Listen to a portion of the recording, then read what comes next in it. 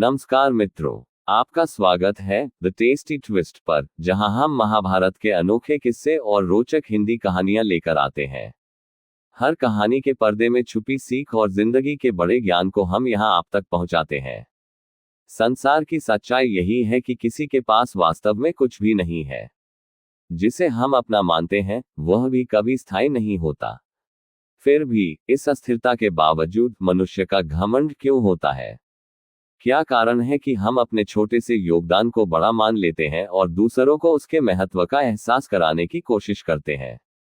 इस विषय पर एक दिलचस्प कथा है, जो हमें दिखाती है कि घमंड कैसे अंततः खुद की हार का कारण बनता है। ये कथा भगवान श्री कृष्ण और उनके भक्तों के बीच एक अद्भुत घटना को प्रस्तुत करती है, जिसमें हनुमान जी की महत्वपूर्ण भूमिका रही। ये कहानी हमें सिखाती है कि किसी भी स्थिति में घमंड से बचना चाहिए और सच्चे समर्पण के साथ जीवन जीना चाहिए। कथा की शुरुआत श्री कृष्ण की पत्नी सत्यभामा से होती है। श्री कृष्ण ने सत्यभामा को स्वर्ग से पारिजात वृक्ष लाकर दिया था, जिसे उन्होंने अपने स्वप्नों की सुंदरता के रूप में मान लिया। सत्यभामा को अपने इस उपहार पर गर्व था और उन्हें लगा कि वह श्री कृष्ण की सबसे प्रिय और सुंदरी पत्नी है। इस घमंड ने उन्हें एक आत्ममुग्ध स्थिति में डाल दिया। इसके अलावा भगवान श्री कृष्ण के सुदर्शन चक्र को भी गर्व हो गया था। सुदर्शन चक्र ने इंद्र के वज्र को निष्क्रिय किया था और इसे अपनी शक्ति का प्रतीक मान लिया। चक्र का मानना था कि वह लोगों को अंधकार से बाहर निकालने में सक्षम है और उसकी शक्ति असीम है।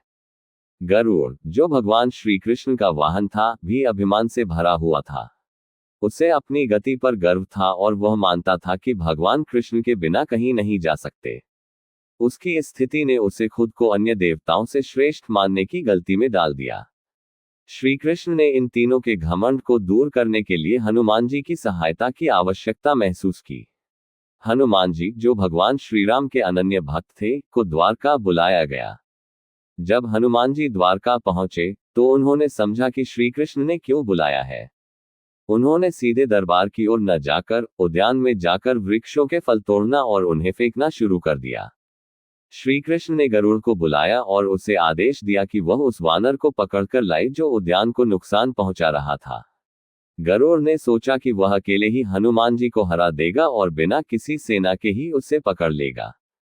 गरुड़ ने हनुमान जी को चुनौती दी और कहा, तुम्हें श्री कृष्ण ने बुलाया है, चलो मेरे साथ। हनुमान जी ने गरुड़ की चुनौती को नजरअंदाज किया और कहा, मैं श्री कृष्ण को नहीं जानता। मैं केवल श्री राम का सेवक हूं। तुम जाओ, कह दो कि मैं नहीं आऊंगा। गरुड़ क्रोधित हो गया और बोला, अगर तुम नहीं आओगे तो मैं तुम्हें पकड़कर ले जाऊंगा।